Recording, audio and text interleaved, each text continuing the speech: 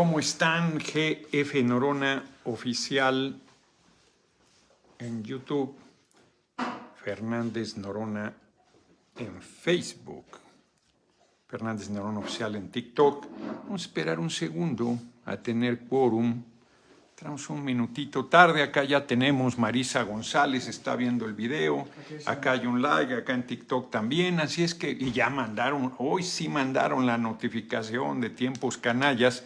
Fíjense que hay un libro de, ¿cómo se llama esta escritora?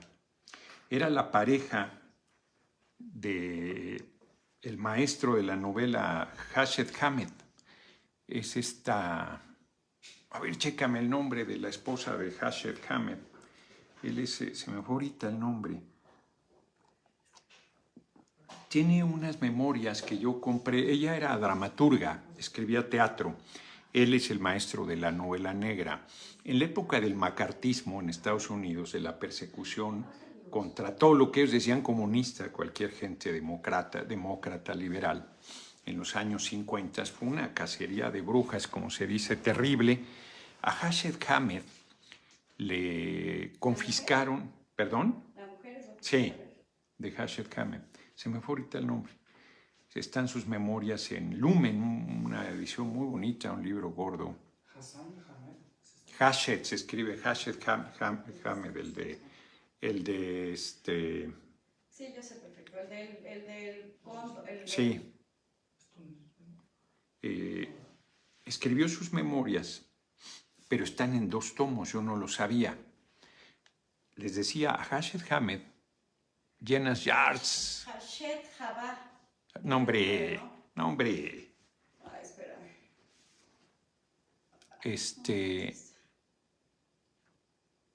Ahorita me voy a acordar si no, están batallando.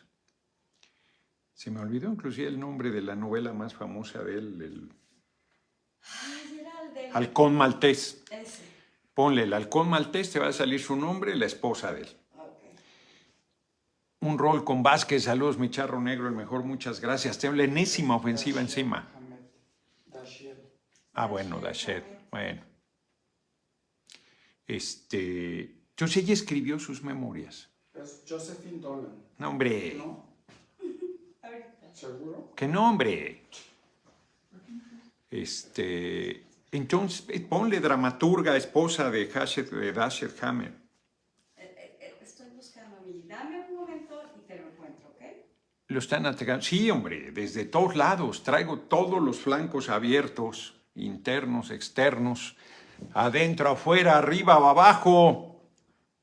Voy a necesitar de su apoyo, como siempre. Entonces, a él le quitaron todos sus derechos. Murió en la pobreza, le quitaron sus derechos de autor. Y ella enfrentó de manera muy firme ese proceso. Era un proceso donde estaba sentenciado de manera definitiva. Y Sí, Josephine Dolan. sí, entonces no es su esposa, entonces ponle su amante. Su amante con la que era dramaturga, de origen judío, por cierto, ella. Híjole, no me acuerdo el nombre. Ahorita lo investigamos. Y total, que ella en su segundo tomo de memorias... ¿Lillian Hellman? Exactamente, Lillian Hellman. No me hubiera acordado nunca, no lo tenía ni cercanamente. Lillian Hellman escribió sus memorias, se publicaron hace relativamente pocos años en Lumen, yo la compré en el Péndulo. Es un libro extraordinario. Y luego leí que estaba el de Tiempos Canallas, que le da título a la videocharla de hoy. En Tiempos Canallas, ella escribe un yo acuso contra McCarthy, senador, de donde sale el nombre macartismo, que hizo una persecución monstruosa y destrozó la vida de medio mundo. Dentro de ellos, poco conocido, olvidado, un autor que a mí me gusta mucho, que es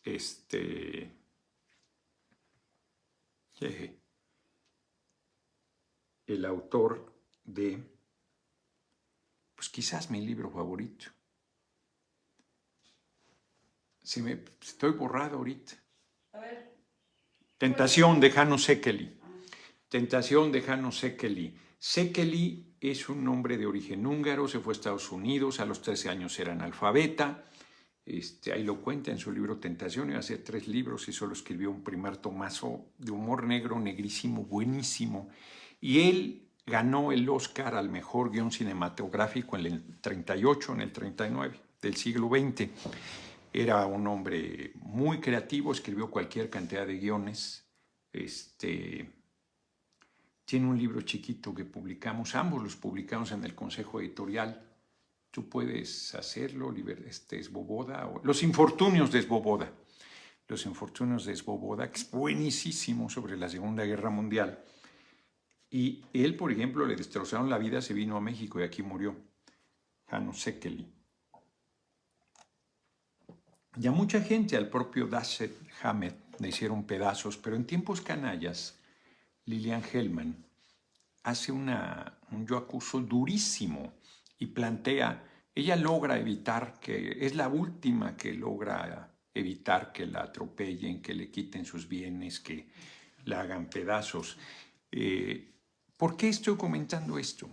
Porque el día de hoy, en Argentina, se escribe una nueva página oscura del uso del Poder Judicial para el famoso lawfare, el golpe de Estado en nombre de la ley. La opositora más fuerte al gobierno de Milei en Argentina es Cristina Fernández de Kirchner. Ella, esposa de Néstor Kirchner, presidente de Argentina, a principios de los 2000, Eduardo Cázares. Saludos desde Houston, Texas, querido señor Noroña. Tienen una historia singularísima. Panzón, de regreso nos traen a cola a nuestros propios hispanos. Es una vergüenza a los sociales haciendo esto, que en el vaso de la historia. Pues sí, hay gente de origen latino y mexicano que trabaja en ICE. Entonces,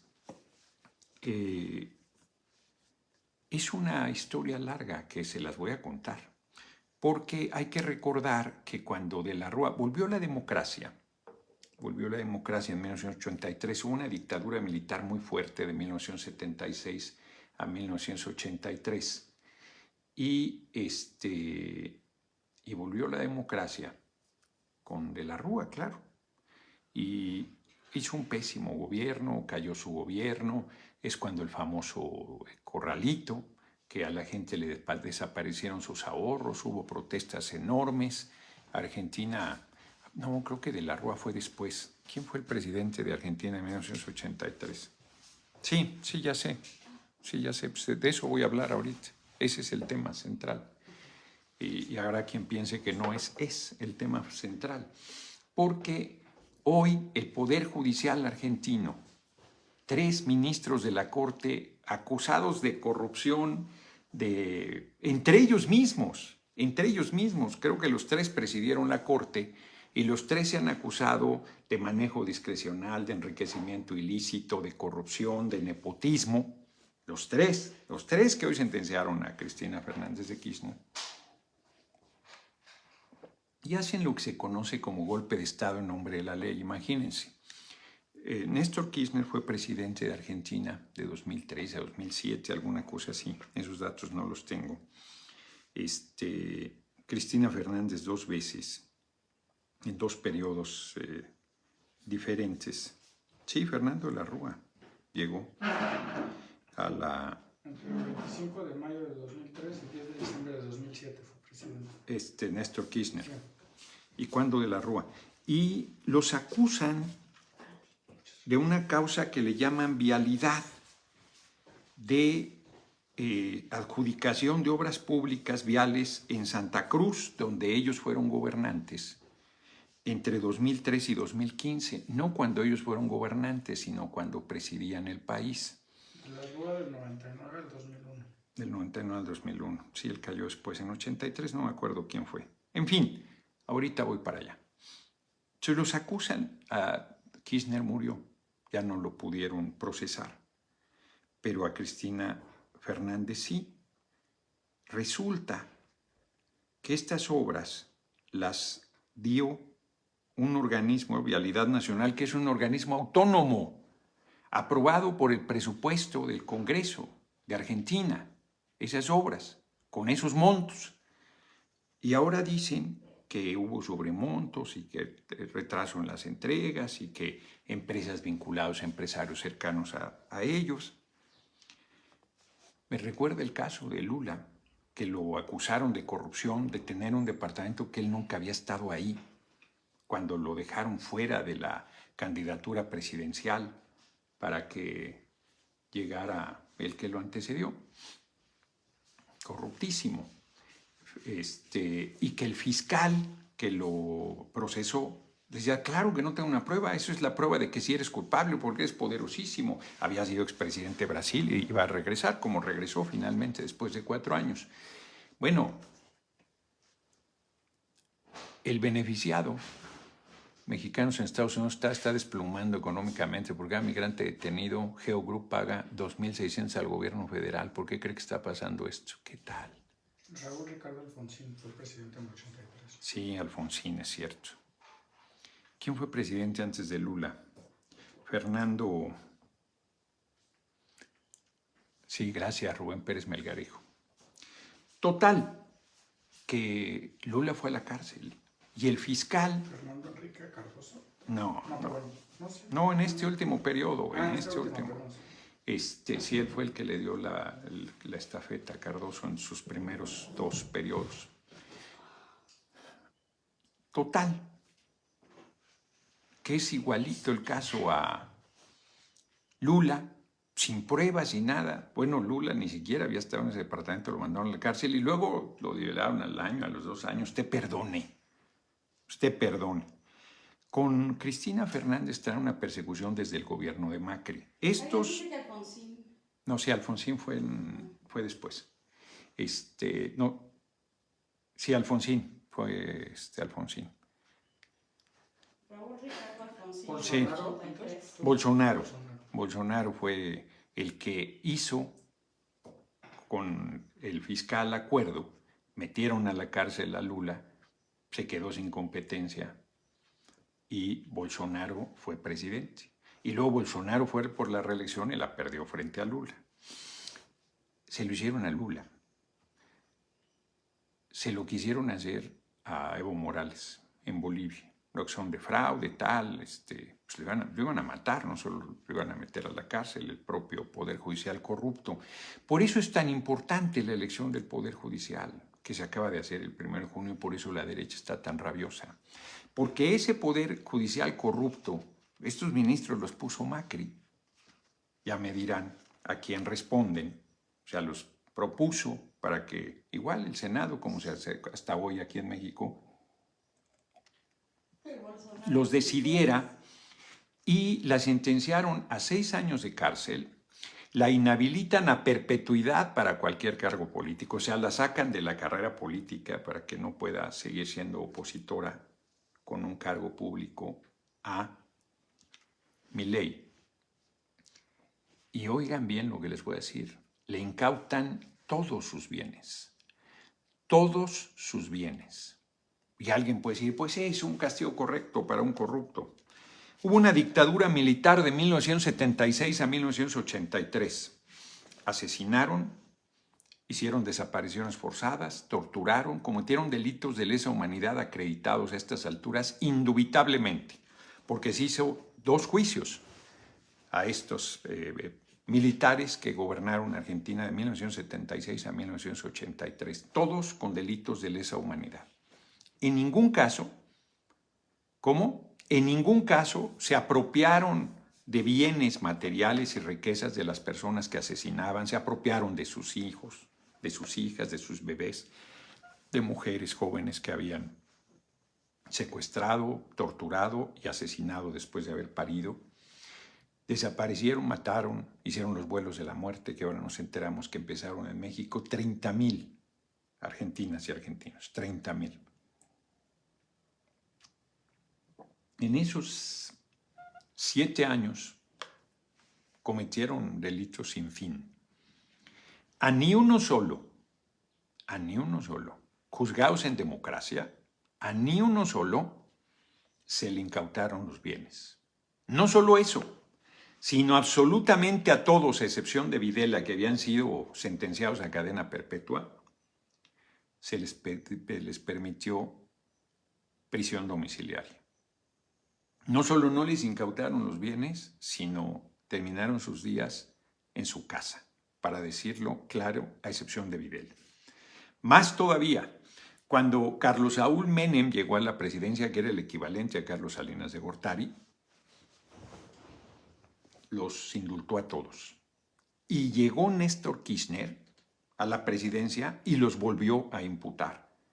Y entonces fueron sentenciados, se volvieron no solo a quedar infirmes sus sentencias, sino a muchísimos militares que habían quedado impunes de menor graduación. Fueron sentenciados y fueron a la cárcel. Por eso el odio a los Kirchner. Por eso la derecha, entre otras cosas, aborrece tanto a Néstor Kirchner y a Cristina Fernández, y por eso esta venganza. Porque quien acabó haciendo justicia de que esos militares asesinos, corruptos, tiranos, brutales, fueran juzgados en firme, fueron ellos. Nada menos que ellos. Fíjense, Jorge Rafael Videla fue presidente de Argentina con un golpe de Estado, la dictadura militar, de 1976 a 1981, casi toda la dictadura era el jefe del ejército, comandante en jefe del ejército. Cadena perpetua, y Menem lo indultó. Y luego Kirchner enderezó nuevamente el proceso y es el único que murió en la cárcel, el único, porque hubo presiones enormes de la sociedad argentina para que no, por su edad, porque por su edad ya eran hombres muy mayores, no terminara sus días en la cárcel. Eduardo Macera, que fue el comandante en jefe de la Armada, donde torturaban en la ESMA, 76-78, cadena perpetua, murió en libertad, con prisión domiciliaria. Con prisión domiciliaria. Digámoslo así, no en libertad, con prisión domiciliaria. Roberto Viola, que fue presidente en 1981, le dieron solo 17 años, a pesar de estar acusado de crímenes de lesa humanidad. La Corte se lo redujo a 16 años y medio, y él fue jefe del ejército del 78 al 79. Viola murió en libertad tras el indulto de Menem. A ninguno, insisto, le incautaron sus bienes, a ninguno. Armando Lambruschini, jefe de la Armada del 78-81, 8 años. Murió en libertad tras el indulto. Orlando Ramón Agosti, jefe de la Fuerza Aérea del 76 al 78, le dieron 4 años, 6 meses. Murió en libertad tras el indulto. Leopoldo Fortunato Galtieri, que fue presidente de Argentina, de 1981-82, absuelto. Basilio Lamidoso, jefe de la Fuerza Aérea 81-82, fue absuelto. Menem los indultó a todos los que habían sido sentenciados en 1990. Y en 2003, Ernesto Kirchner anuló las leyes de impunidad y fueron sentenciados por las torturas en la ESMA, que hoy es un museo que les he dicho que salí llorando a moco tendido. Y los vuelos de la muerte, que los llevaban y los aventaban al mar, en Río de la Plata. O muertos los aventaban al mar, o vivos los aventaban al mar. Vivas las personas. 1.058 personas fueron condenadas por crímenes de lesa humanidad en 273 procesos. 579 se fueron a prisión domiciliaria por su edad. 573 fueron imputados, 22 prófugos. Por la ESMA hubo 3 cadenas perpetuas que no habían sido hasta el 2003. En el primer juicio no había pasado nada. Entre ellos Alfredo Astiz y Jorge Acosta. Por vuelos de la muerte y apropiación de menores, que es una cosa fortísima que lucharon las madres y las abuelas de Mayo, no solo por la aparición de sus hijos, sino de sus nietos. Reinaldo Viñone, que fue presidente, le tocó prisión domiciliaria. Y Óscar Sanguián, que fue presidente unos días nada más, libre. La primera junta militar fue de 76 a 78, encabezada por Videla, la segunda 78-81, encabezada por Viola, la tercera 81-82 por Galtieri y la cuarta por Viñone, 82-83. En democracia, al único expresidente que juzgaron fue a Carlos Saúl Menem, que fue como el Carlos Salinas de Gortari, privatizó todo, remató la riqueza del país, hizo un manejo económico irresponsable, fue el que puso la paridad de $1 argentino, $1, y cuando todo eso quebró, se llevó la tía a las muchachas, le tocó el reventón a De la Rúa y el famoso corralito, estaba yo adelantándome en los tiempos. Fue sentenciado a 7 años y una inhabilitación de 14 años, que nunca fue ni a la cárcel ni a prisión domiciliaria porque era senador por ser expresidente de la República. Fernando de la Rúa, que le tocó todo ese reventón económico, y él también participó, no tuvo ninguna condena, aunque se le procesó. Eduardo Duhalde, que fue en la época en que hubo varios, como 6 presidentes en muy poco tiempo, porque la sociedad argentina está muy indignada y desea que se vayan todos, no tuvo ninguna condena, y Néstor Kirchner le abrieron el proceso junto con Cristina, esta investigación, la causa vialidad, la causa, sí, viales le llaman. Los 3 ministros que hoy sentenciaron a Cristina Fernández de Kirchner, toda mi solidaridad, obvio decirlo, Horacio Rosati, Carlos Rosenkrantz y Ricardo Lorenzetti, rechazaron por unanimidad el recurso de queja que presentó la defensa de Cristina. Los 3 se han acusado entre ellos mismos de corrupción y de enriquecimiento ilícito. Entre ellos mismos. Levantaron un revuelo brutal porque uno de los represores acusados de delitos de lesa humanidad, Muina, le querían computar 2 por 1 los días, o sea, hacer un 50% de reducción de la condena. Rosenkrantz, además, está vinculado al grupo El Clarín y ha sido denunciado por extorsión y vinculado a Macri, ambos, Rosati y Rosenkrantz. Sí, es como si nos juzgara ministros de la Corte puestos por los gobiernos del PRI y el PAN, para explicarlo claramente. O sea, Norma Piña, por ejemplo. Los 7 que votaron porque podían cambiar la Constitución. Por eso se van, por facciosos, por faltos de ética, por irresponsables, por corruptos. Están acusados de obras con sobreprecio, un sistema informático, nepotismo. Lorenzetti tiene a su esposa de secretaria administrativa. Se acusan entre ellos mismos de manejo discrecional de los fondos millonarios.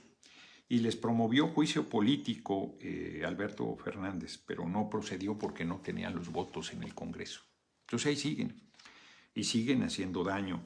Es una situación muy tensa, muy difícil en Argentina, porque pues es la principal opositora y es la lideresa del Partido Justicialista y expresidente de la República.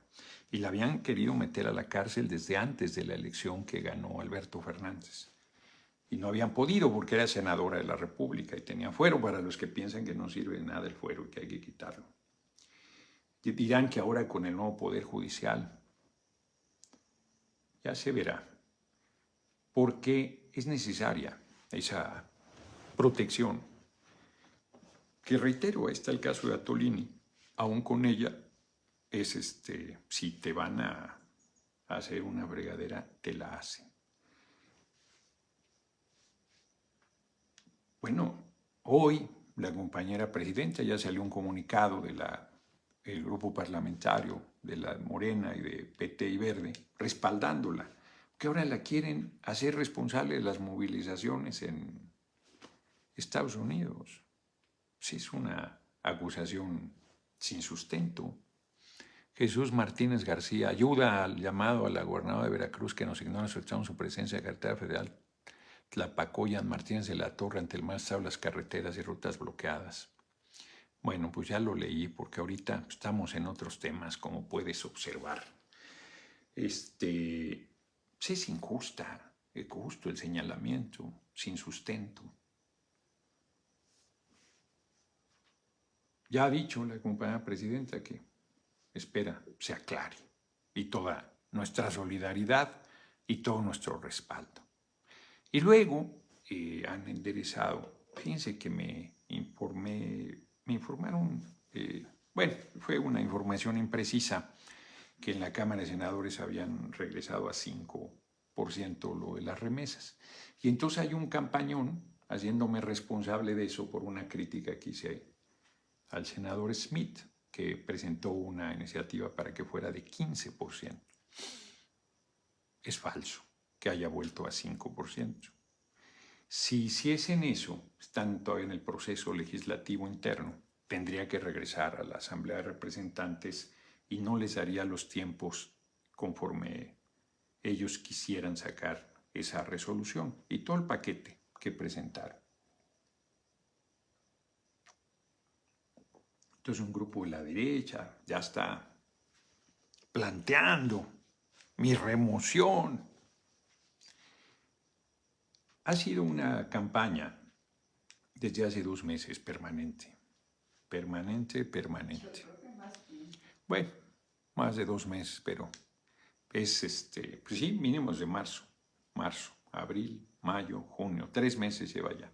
Todos los días con un golpeteo permanente, constante, distorsionando, pues como pasa con otros compañeros, compañeras, actores del movimiento. Nada más que en mi caso, ya saben, como soy muy activo, fíjense, ándale, es bueno recordar esa anécdota. Cuando fui diputado la primera vez, 2009, obvio, me acusaban mis compañeros, compañeras de Protagónico. Iván Villa, buenas tardes, señor Noroña, ya llegamos, muchas gracias. Las comparecencias se hacían ante el Pleno de la Cámara de Diputados, no ante comisiones, el primer año, luego las quitaron. Yo había puesto de cabeza a Gómez Mont, secretario de Gobernación, le había dado durísimo a Lozano, que era el secretario de Trabajo, habían despedido a los 44,000 trabajadores, trabajadoras del Sindicato Mexicano de Electricistas, y habían cerrado Luz y Fuerza del Centro. Y luego le tocó ir a García Luna. Y mis compañeros dijeron, no, ya, danos oportunidad, tú eres muy protagónico, que no sé qué. Y entonces yo acordé que no iba a participar. Dije, yo no voy a hacer nada. Yo estaba en la mesa directiva de secretario, no voy a decir nada. Uriel, senador Noroña, en el país hay una sociedad secreta con tecnología para leer la mente mediante la señal, por más que quieran valerse de su mísera moderación, tienen la capacidad de transmitir la información involucrados con esta herramienta, no está en las manos correctas. Bueno, pues no, yo creo que lo que dices no es real, y aunque fuera real, no veo cómo nos pueden leer la mente. Gracias por la cooperación. Entonces, hicimos el plan, aquí lo he platicado. Se quedó que como iban a tomar la Policía Federal, la Cámara, armados, y eso está prohibido, que entren al Congreso, a la Cámara de Diputados, a la Cámara de Senadores armados, y vamos a pedir que salieran. Y yo llegué temprano y tomé nota de toda la gente que estaba en los vehículos en los que habían llegado, armados, por supuesto. Di a mis compañeros, compañeras, los datos, y quedamos que se iba a debatir muy duro eso, para tener a García Luna afuera. Y luego que cuando entrara se le iba a hostilizar. O sea, a reclamarle, no tocarlo, sino a reclamarle. Y luego que no se le iba a permitir hablar los 5 minutos o 10, no me acuerdo cuántos eran. Yo creo que eran 10. Total, que di los datos y yo vi que no iban a hacer nada y bajé a preguntarles, ni les digo a quién le pregunté qué pasaba. No, me dijo, ya no están. Pues claro que no, se escondieron, pero ahí están, pues, y todos los datos que les di, y no dijeron nada. Y luego entraron, y de las pocas legisladoras que le plantó cara a García Luna fue la hoy senadora Laura Itzel Castillo. Y un diputado del PAN Mercado, como son de cobardes, la empujó y se fue por allá a caer de asiento al piso. Y yo lo vi, yo estaba en la mesa directiva, lo vi entrar en la Cámara de Diputados, y hay un pasillo central, como debe ser, Bueno, hay hemiciclos, pero yo creo que es mejor así. O no sé si también en los hemiciclos hay pasillo central. En la Cámara de Senadores no es un desastre ese diseño. Y ya para subir al presidium, que además sentaban arriba a los funcionarios sin que estuviera eso reglamentado, además en un lugar. Y lo único que yo hice fue sentarme en el lugar donde sentaban no, eso lo hice con Lozano. No, ahí me porté así en mi lugar, no me moví de ahí. Lo único que hice, me iba a bajar cuando vi la agresión a Lauricel, dije no, dije que no iba a intervenir, me van a acusar de protagónico y no hice nada. Y lo único que hice fue cuando llegó García Luna de este lado a saludarme, yo estaba en la parte izquierda, me volteé. Y cuando se vino acá a saludarme me volvió a voltear, pero pues casi nadie se dio cuenta de eso. Empezó a hablar y nadie lo molestó. 1 minuto, 5 minutos, 7 minutos, 8 minutos, nadie. Y yo estaba que hervía. Y dije, ya sé qué voy a hacer. Terminó de hablar. Me bajé y le dije, a capela, es muy grande la Cámara de Diputados, eres un asesino. Silencio. Me acusó, lo que hace Carlos por salir, me acusó el bobo de Gil Suárez, que era vicecoordinador de cobarde. Les encanta decirme eso. Si le estoy diciendo en su cara, asesino, aquí está el diccionario, asesina, el que asesina, asesinar, manda a matar, tal, se lo estoy diciendo, que tiene la tribuna para responderme. Ramírez Acuña presidía, me dijo, yo le digo que presente la denuncia, no, me reconvenga, artículo 61, pues no la presento, pues si es su cómplice, el procurador se llamaba en ese tiempo, yo sostengo y ahí tiene para responder. Bueno, pues desde esa época me acusaban de protagónico, pero si no hago eso, se hubiera ido limpio García Luna. Los 3 años le dije lo que era. La verdad es que la situación está tensísima, pues no generada por uno. El actual gobierno de Estados Unidos, desde su campaña presidencial, el presidente Trump dijo que iba a hacer lo que está haciendo. Mucha gente votó así, apoyando, a pesar de que dijo lo que iba a hacer con los migrantes.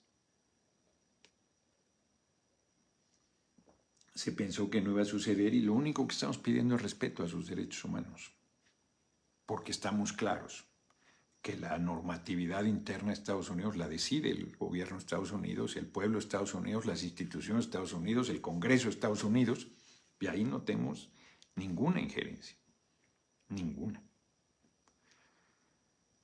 La remesa se ha insistido que es injusto, que es una doble tributación, porque así es, hay un convenio que prohíbe la doble tributación. Ya pagaron impuestos esas remesas.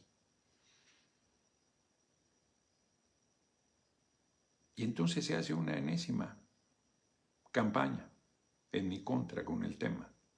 Bueno, pues la conferencia dura media hora.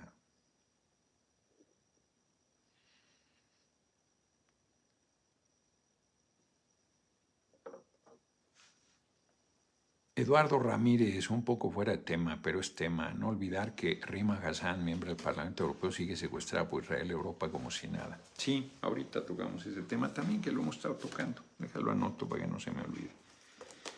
Entonces, hay quien sostiene que la situación que se está viviendo de tensión en este momento en Estados Unidos es una confrontación entre demócratas y republicanos. Pues es parcialmente cierto. Lo que es un hecho es que en este momento de definición hay quien está cerrando filas con los hermanas migrantes. Y que de qué partido sea es insustancial. Son los demócratas, sí, están cerrando filas. El gobernador Gavin, la alcaldesa de Boston, la alcaldesa de Los Ángeles.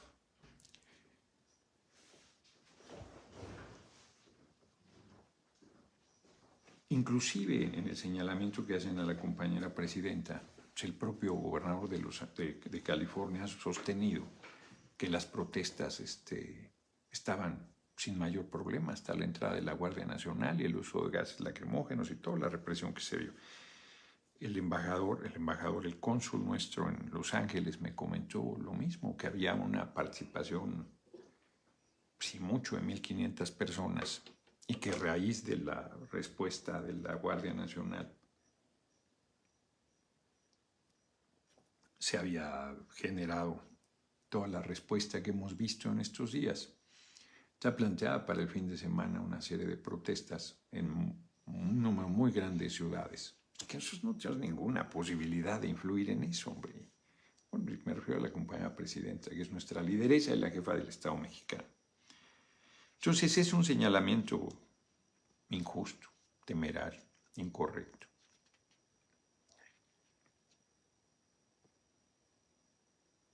El fin de semana es la reunión del G7. Nuestro país está invitado, la compañera presidenta va a ir a ver cómo es en Canadá, y el gobierno de Canadá pues también tiene no tensiones con los migrantes, pero sí con las decisiones de los aranceles y todas las medidas que se han dado, económicas, que han tensado al mundo, no solo a México, a Estados Unidos, a Canadá, al mundo. Pues veremos que avanzan. Los iba a comentar algo más, pero me reservo. La próxima semana podré comentar más cosas. Miguel Ángel González Valencia, muchas gracias. Pues ahí tienen ustedes lo que yo les decía. Fíjense, me faltaron, ahorita que estoy viendo acá, Viñone, que también fue presidente del golpe de Estado, de la Junta Militar, fue condenado a cadena perpetua y se fue a prisión domiciliaria. El único que murió en prisión fue Videla, el único. Crímenes de lesa humanidad gravísimos. En el caso de la flotilla de la Coalición por la Libertad, Greta ya está libre, estaba en París, ahí dio algunas declaraciones en el aeropuerto, camino a Suecia. Varios un hombre de España, no me sé los nombres de todos, comentó que había sentido que está en peligro su vida también.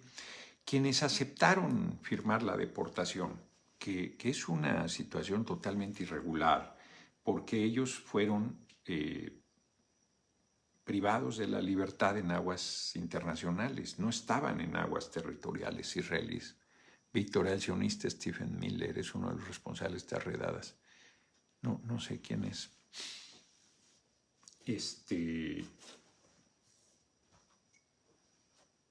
No estaban en aguas territoriales israelíes ni siquiera. Entonces, fue un acto arbitrario. Llevarlos detenidos fue un acto arbitrario. Imponerles la presión de que firmen la deportación, o si no se van a un proceso, es un acto arbitrario. Y no sé cuántos de los 12 no firmaron la deportación voluntaria. Porque, pues, de alguna manera es reconocer que hubo una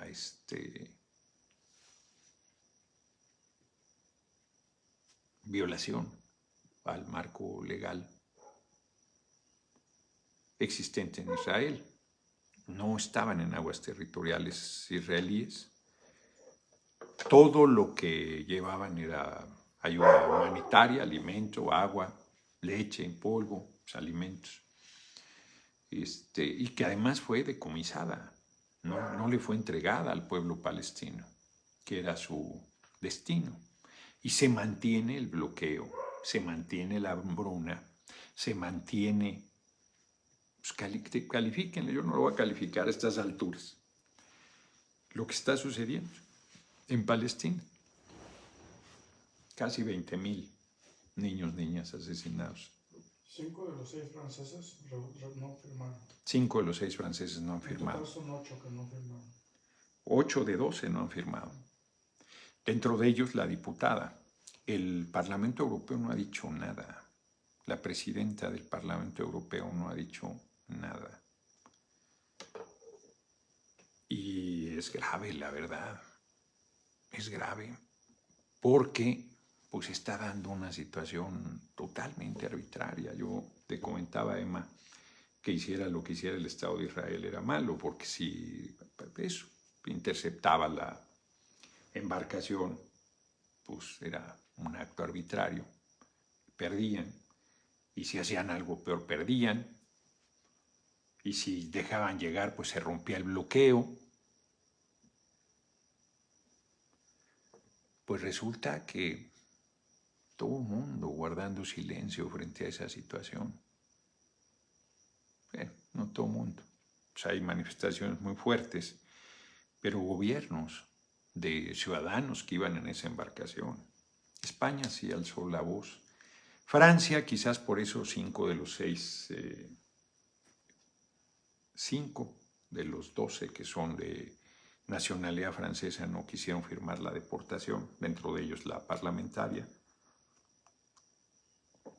Su inmunidad parlamentaria pues no llega hasta allá, pero sí debe haber una consideración, porque aunque la inmunidad parlamentaria, que es el equivalente al fuero nuestro, te cubre solo en tu país, el que seas una persona legisladora y vayas a una misión, a una tarea, a una responsabilidad, a una lucha social inclusive, pues sí, tiene una repercusión importante.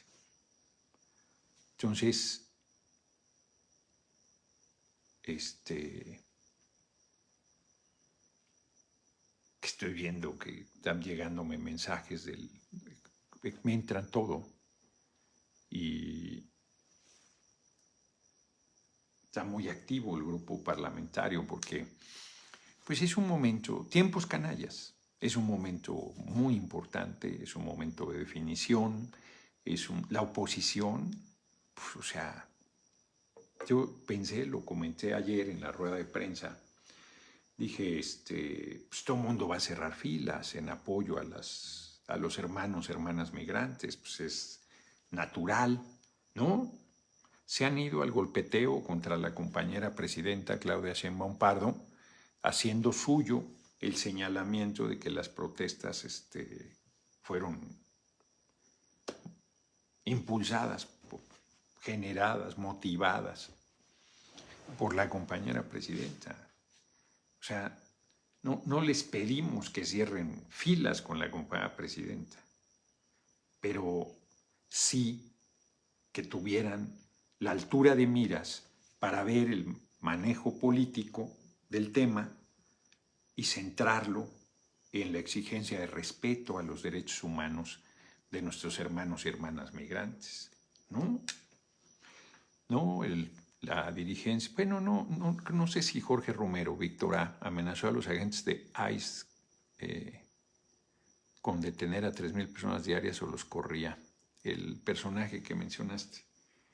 Pues sí, hay una presión muy fuerte ahí dentro, porque no estaban dando los números de detenciones de migrantes y entonces genera esta situación de locura. Esta situación terrible de violación de los derechos humanos de nuestros hermanos y hermanas migrantes. O sea, las cosas como son. Y frente a esta situación, las tensiones se disparan internamente en Estados Unidos, en la relación con nuestro país, y las preocupaciones también. Pero reitero, la oposición, que tenía una buena oportunidad, pues había estado en la comisión para que se retirara el impuesto a las remesas de 5 y que bajó a 3.5, pues se retiraron de la comisión el PRI, Movimiento Ciudadano, pero en este momento pues que no debería haber ni una diferencia en el tema de la defensa a nuestros hermanos y hermanas migrantes. Ellos se suben al barco del golpeteo a nuestro gobierno en un oportunismo político, en una pequeñez política, en una miopía absoluta, en una irresponsabilidad.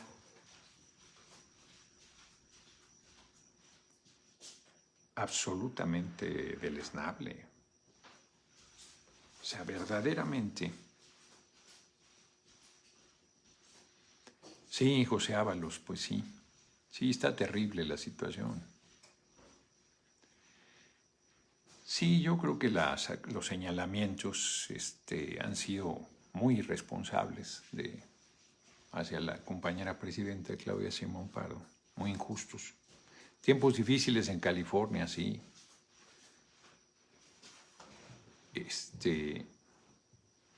Saludos desde Los Ángeles, Jorge Gómez, muchas gracias. Sí, Aldo Gómez, podrían haber, inclusive hipócritamente, haber dicho que están apoyando a los migrantes.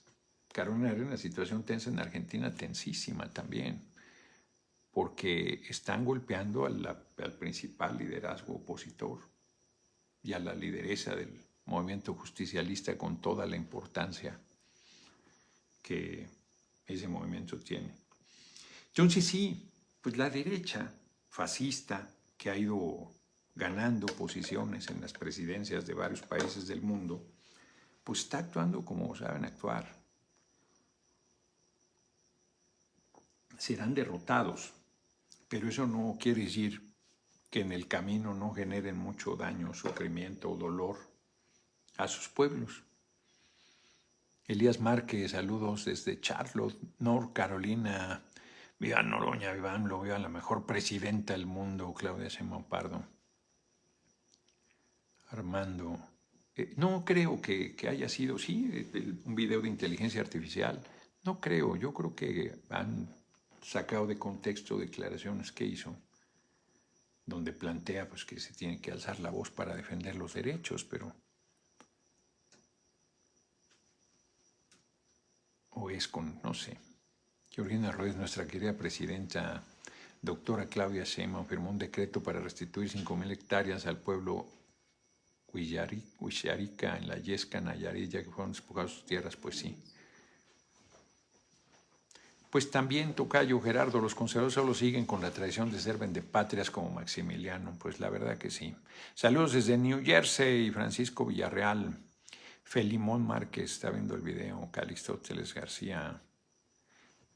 Por ejemplo, Calixtóteles está mintiendo, entran a desinformar porque no hay tal decisión de devolverlo a 5% el impuesto, es falso. Y como siempre se cuelgan de su fama, mis sonriserdes, pues sí. Pues sí, están en un campañón, no va a parar, hombre, no va a parar. Yo insisto que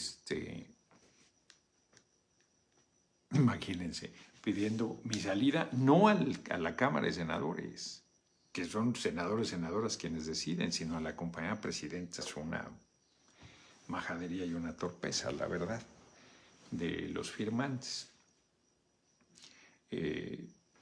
desconociendo todo proceso. Pero además yo ya me voy el 31 de agosto.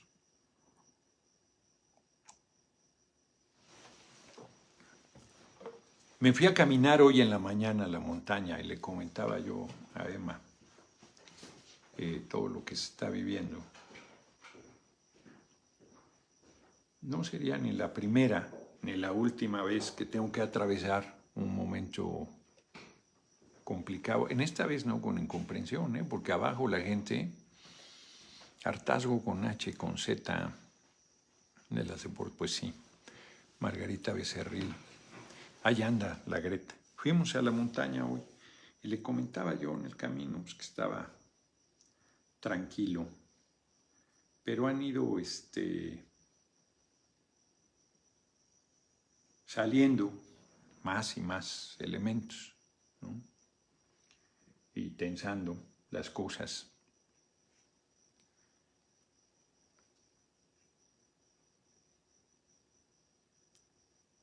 Pienso que estuvo bien la respuesta. Muchas gracias, Cruz Loera. Ah, mira, no sabía, José Rodríguez, que anda un video con inteligencia artificial de la compañera presidenta, Claudia Sheinbaum Pardo. ¿Qué opina de la postura racista de la Raki? Pues eso, contra Hugo Aguilar, están que echan espuma por la boca, pues no se reponen descalabro del domingo 1 de junio, donde ellos apostaron a que iba a salir mal la elección. No se reponen de que un hombre de origen indígena, oaxaqueño, mixteco, va a ser presidente de la Corte. Leonardo Ledesma.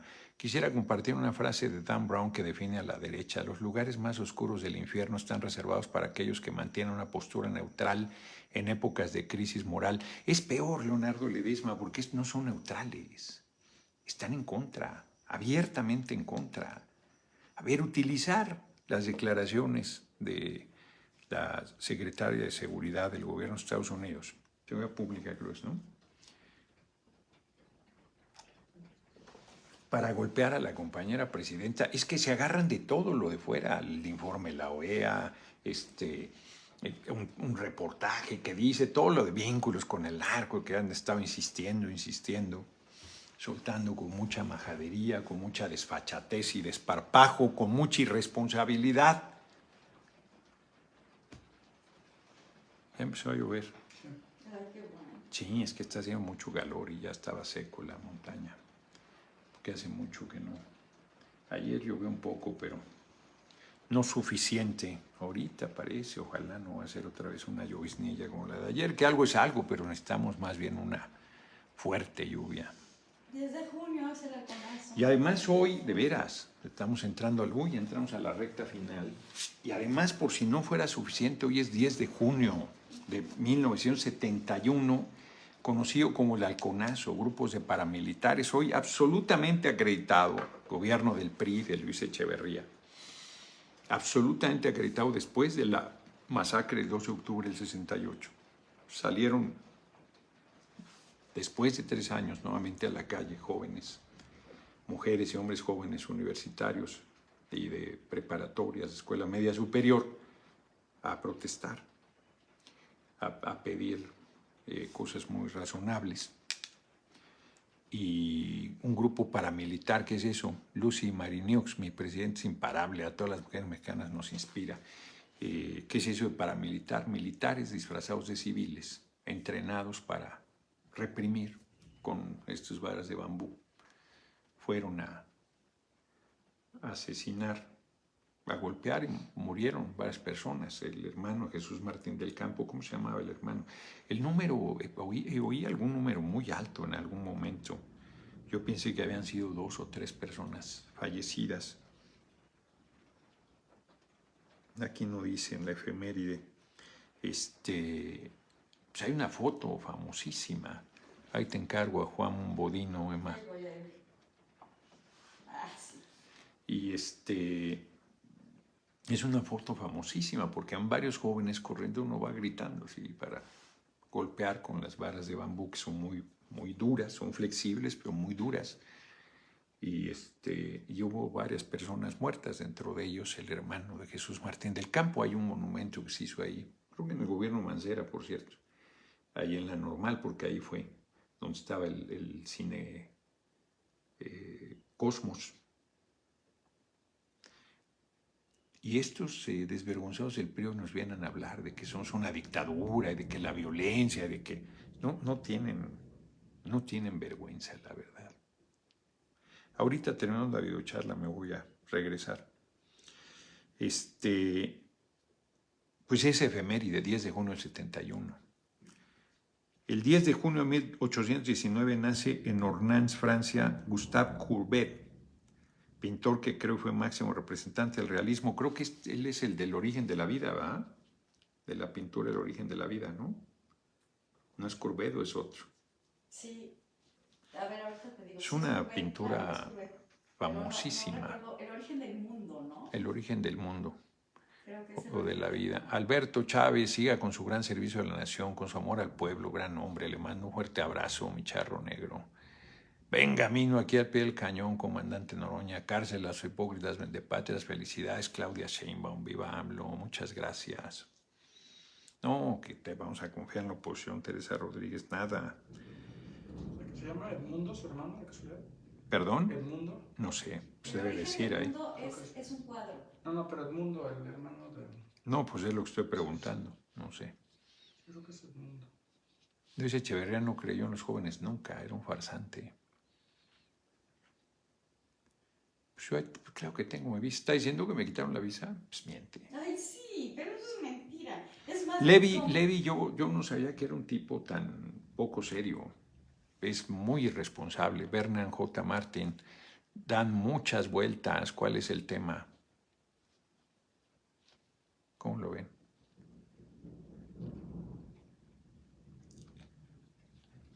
¿Qué pasó? ¿Sí fue la pintura? el origen del mundo. El origen del mundo. Ni siquiera lo checo, pero te la voy a checar. Sí, ya que insistes. Y el mundo sí fue el hermano al que mataron. ¿Y a cuántas personas mataron el 10 de junio? De hecho, la foto es en San Luis Potosí, 98, la que le toman en la entrevista. No, ese es Jesús Martín del Campo. Okay. Ese es el hermano. Okay. No, pero... Pero dice de su hermano. Sí. L'origine du monde. Que las escenas... María Vargas, no lo sé. No. Sí, exacto. Es una figura famosísima que algún funcionario del gobierno francés tenía en un cuarto de su oficina aparte, porque pues, es una foto... Es impresionante. Es impresionante. Oye, ¿está censurada ahí en las redes? Qué locura. ¿Cómo ves? No lo Es que es un pubis. Pues esto es lo más... A ver. Sin acercamiento. Es lo más que puedo hacer. Y, es una chava que está ahí. Sí. Pues este es el origen de la vida. El mundo. Del mundo, perdón, el origen del mundo. Ya, sí va a llover fuerte. Y hoy está en el d'Orsay, en el Museo d'Orsay. Un día como hoy, de 1863, día terrible, les digo que no es en balde. Entra el ejército invasor francés a la Ciudad de México, un día como hoy.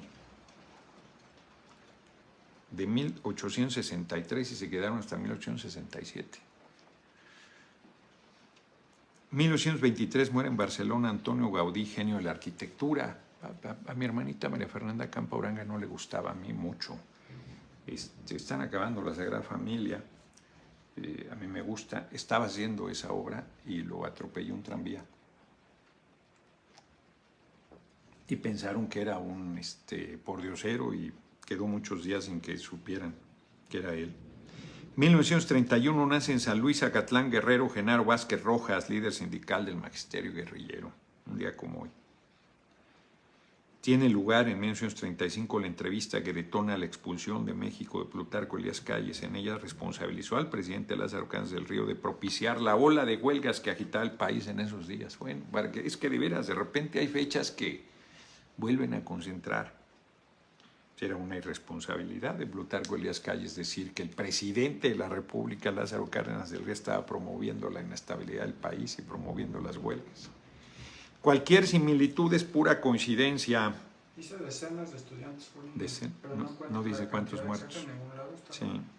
1971 tiene lugar la masacre estudiantil conocida como el Halconazo, una manifestación universitaria en solidaridad con la huelga de la Universidad Autónoma de Nuevo León. Es brutalmente reprimida por un grupo paramilitar a las órdenes de Luis Echeverría Álvarez, quien fue jurídicamente exonerado en 2009. Él ahí hizo a... No, claro que no. A Martínez Domínguez lo responsabilizó, era el regente de la ciudad, el jefe del departamento del Distrito Federal, y creo que solo a él le costó el cargo en ese momento, y nadie más.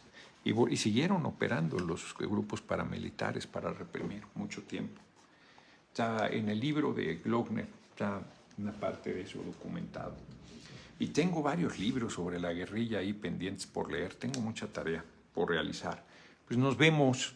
Y ya parece que nomás otra vez una llovizna leve. Sí, ¿no? Pintaba para más, ahorita ya volvió a amainar. Veremos qué pasa. Pues nos vemos mañana. Mañana transmitiré desde mi oficina ahí en la Cámara de Senadores, porque mañana es sesión de la Comisión Permanente. Pues yo creo que va a ser una sesión dura, pues va a haber agenda política. Los temas pues, están evidentemente a la vista.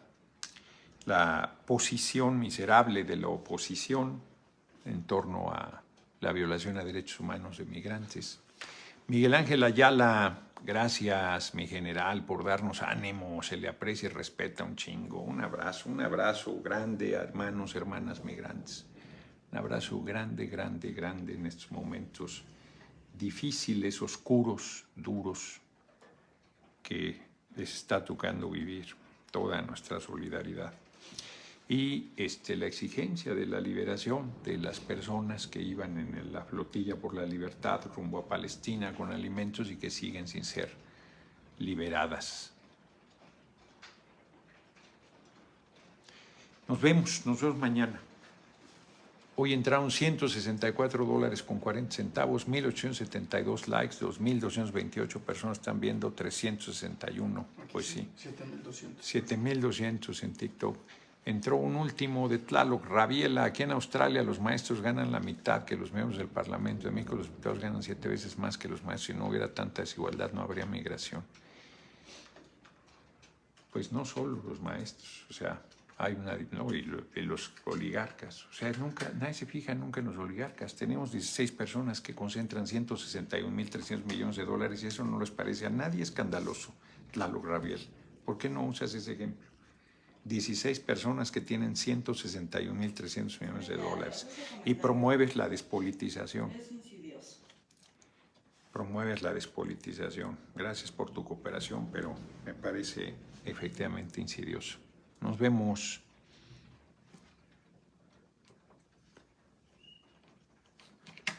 $8,894, pues ya va volviendo a la normalidad los números que de seguro estaban así.